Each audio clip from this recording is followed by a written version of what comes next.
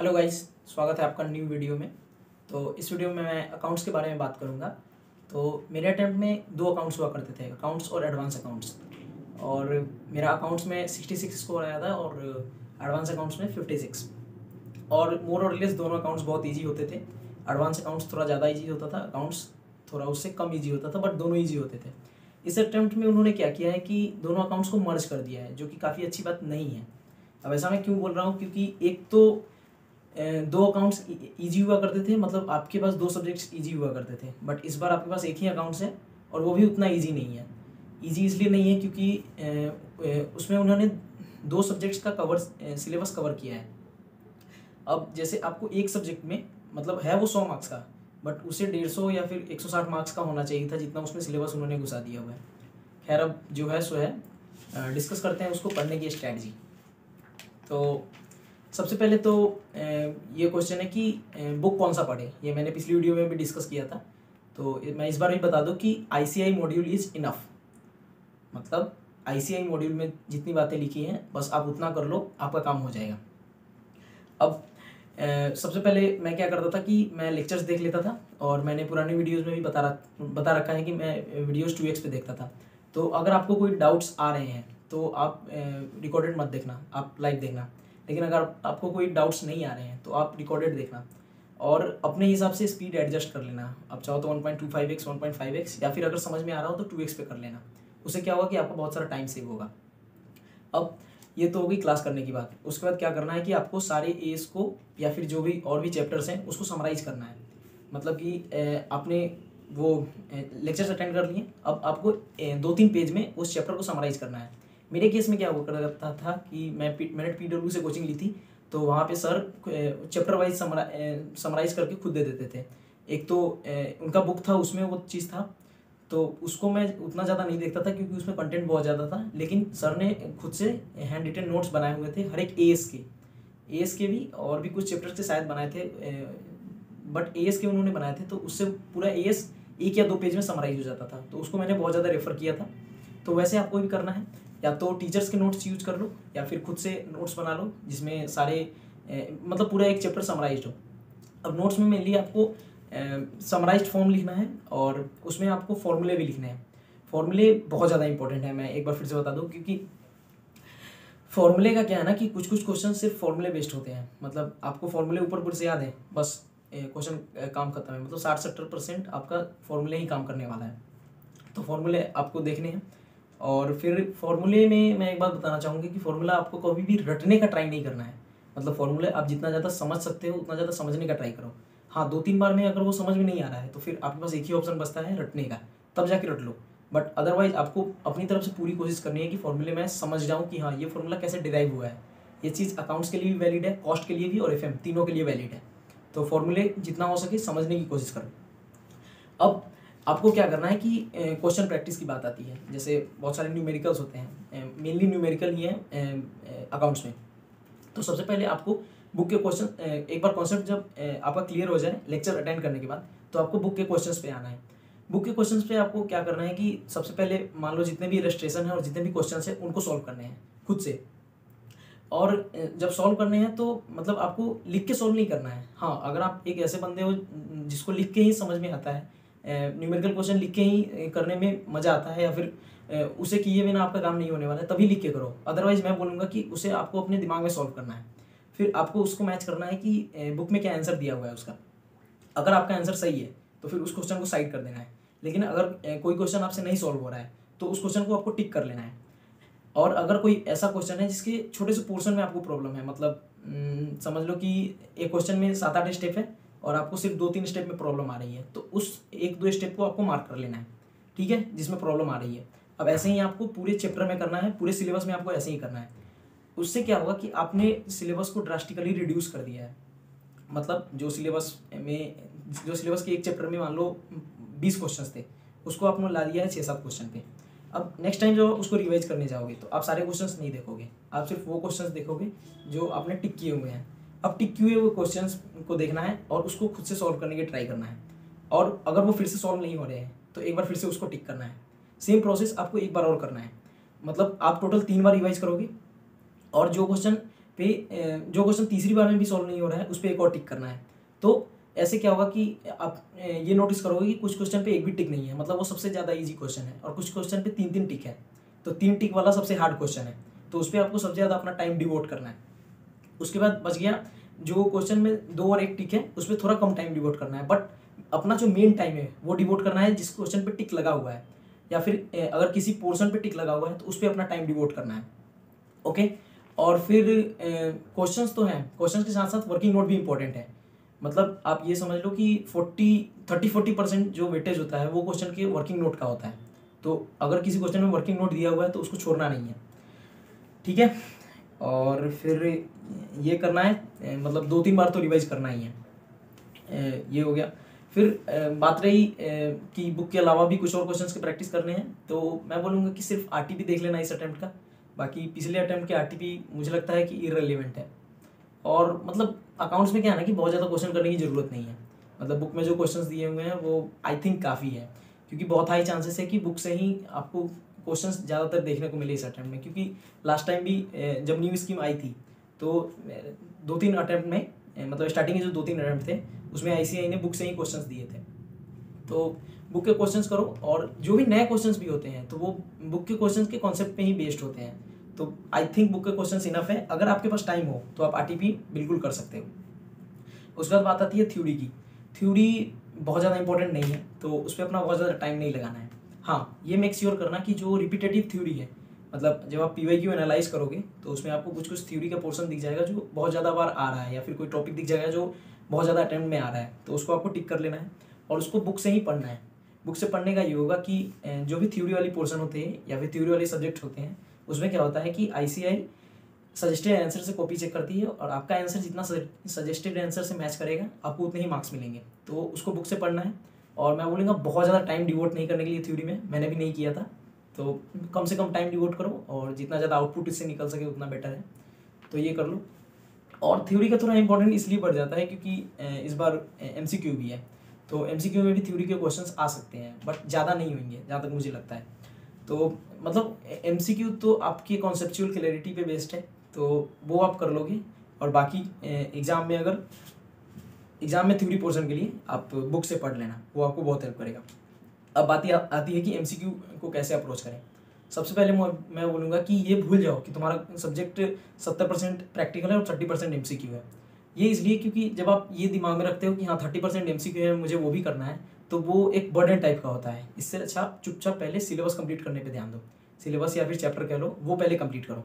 उसके बाद बुक में 4-5 एमसीक्यू दिए हुए हैं, तो ऑब्वियसली उससे तो तुम्हारा काम नहीं होने वाला है। तो अब तुम्हें जाना है आईसीआई की वेबसाइट पे, ICAI BOS पे जाके तुम्हें लॉगिन करना है। वहाँ पे तुम्हें हर एक सब्जेक्ट के चैप्टर वाइज एमसीक्यूज मिल जाएंगे। तो अब उस एमसीक्यू को जाके, और उसमें बेस्ट बात ये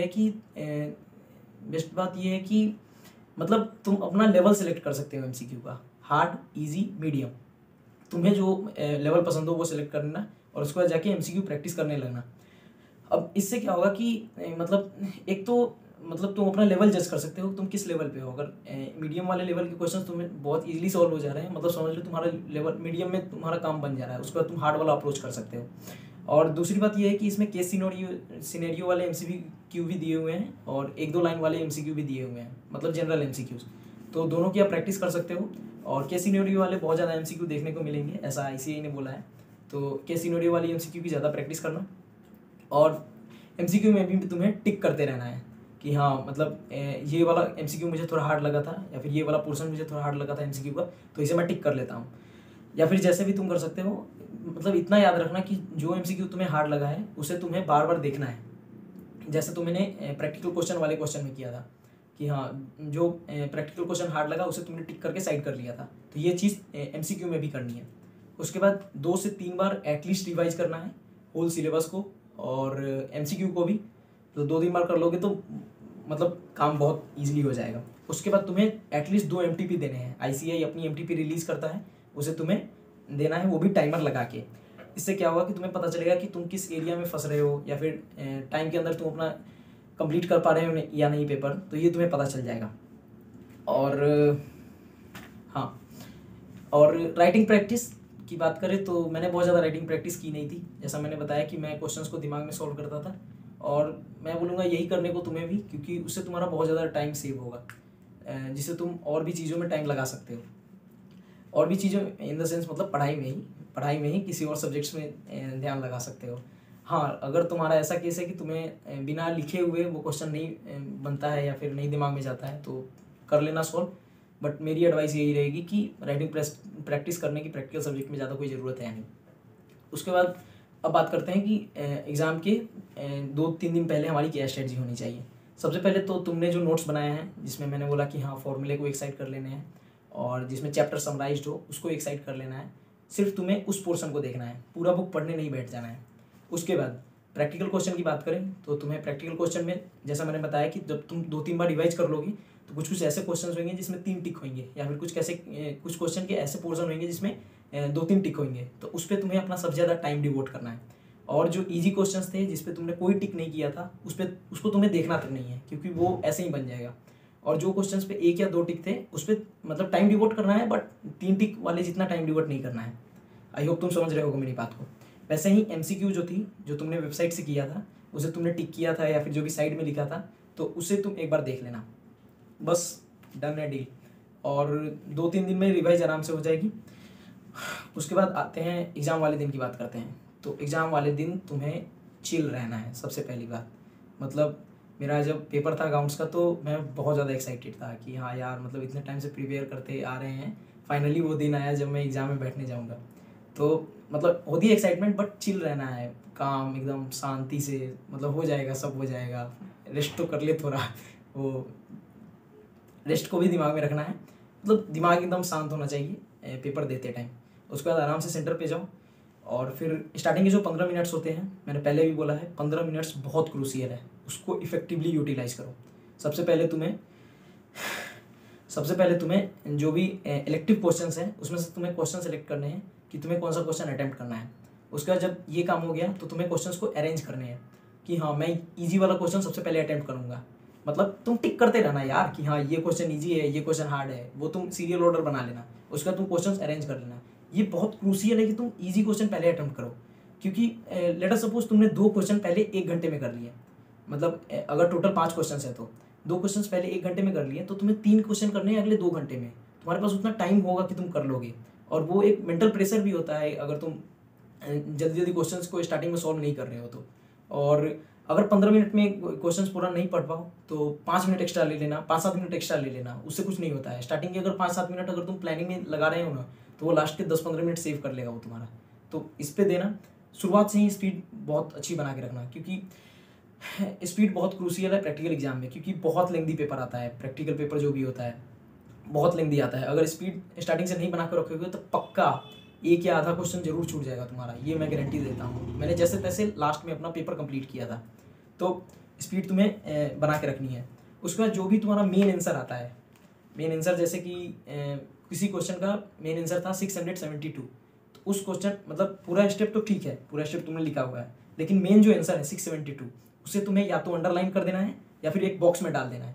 इससे क्या होगा कि एग्जामिनर जो कॉपी चेक कर रहा होगा तो उसका पहला नज़र उस बॉक्स वाले डब्बे में ही जाएगा, तो वो देखेगा कि हाँ इसमें 672 लिखा है। तो एग्जामिनर के बैक ऑफ द माइंड ये चलेगा कि हाँ इसमें आंसर सही लिखा है, तो स्टेप भी मतलब उतनी ज़्यादा गलतियाँ नहीं होगी स्टेप में। तो ये उसके सबकॉन्शियस माइंड में चलता है। तो ये तुम्हें करना है। उसके बाद आफ्टर एग्ज़ाम क्या करना है, मतलब कि एग्ज़ाम हो गया तो हो गया, मतलब वो पेपर को भूल जाना है कि हाँ अकाउंट्स का पेपर भी कोई था। अब बाकी के 5 एग्जाम्स बचे हैं और 5 एग्जाम्स पे एक बार फोकस नहीं करना है। नेक्स्ट जो पेपर आ रहा है लॉ का, उस पर अपना पूरा ध्यान दे देना है। अकाउंट्स का पेपर गया यार, मतलब हो गया, उसका जो होना था हो गया, उसके अब कभी दर्शन नहीं होने वाले, ऐसा सोच लो। और नेक्स्ट पेपर पे फोकस करो। अच्छा गया खराब गया हो, मतलब जो भी गया मुझे उससे कोई मतलब नहीं है, बस मेरा नेक्स्ट पेपर अच्छा जाए, मैं इसके लिए पूरी कोशिश करूँगा। बस ये थी मेरी पूरी स्ट्रेटजी। और अभी मैंने RTI किया था, तो RTI से मेरी कॉपीज़ आई थी।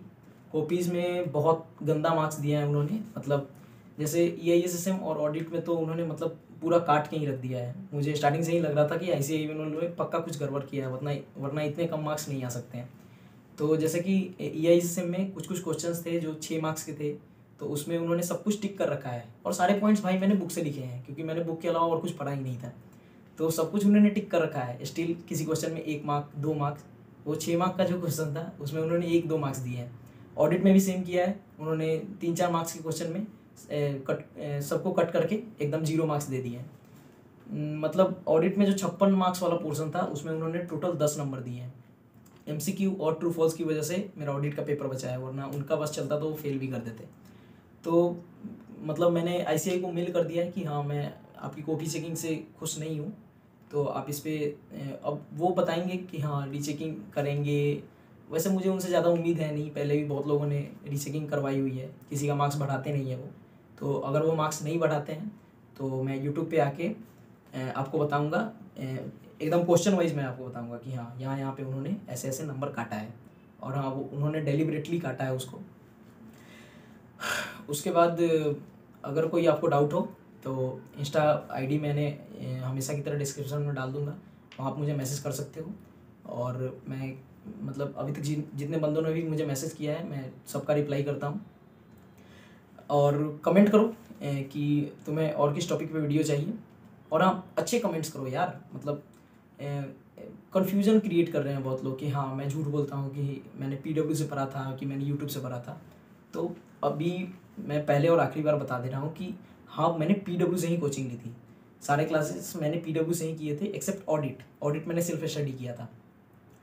ऑडिट हाँ, और कुछ यूट्यूब चैनल्स भी मैंने रेफ़र किए थे, जैसे मैंने पुरानी वीडियोस में भी बताया है कि प्रोफेसर ओम त्रिवेदी एक EISSM के टीचर थे, तो वो उनसे मैं कुछ क्लासेस करता था, मतलब जो भी यूट्यूब पे अवेलेबल थी उनकी क्लासेस करता था, या फिर इंपॉर्टेंट क्वेश्चंस उन्होंने मार्क करवाए थे।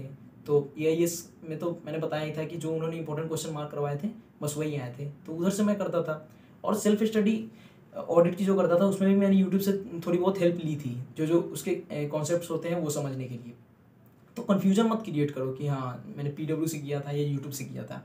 और दूसरी बात, मैंने जहाँ कहीं से भी किया था, तुम्हारा फोकस होना चाहिए कि हाँ मुझे पढ़ना है, मुझे खुद क्लियर करना है। और तुम भाई मतलब दूसरे ने कहाँ से किया या फिर यूट्यूब से किया, ये वो किया, उसमें ज़्यादा इंटरेस्टेड हो, पढ़ाई करो भाई। मतलब मैंने कहीं से भी किया, और ऊपर से कन्फ्यूजन क्रिएट करने की कोई ज़रूरत नहीं है। तो ठीक है, कमेंट कर देना कि हाँ आगे कौन सी टॉपिक पे वीडियो चाहिए, मैं ट्राई करूँगा उस पर वीडियो बनाने की। Thank you.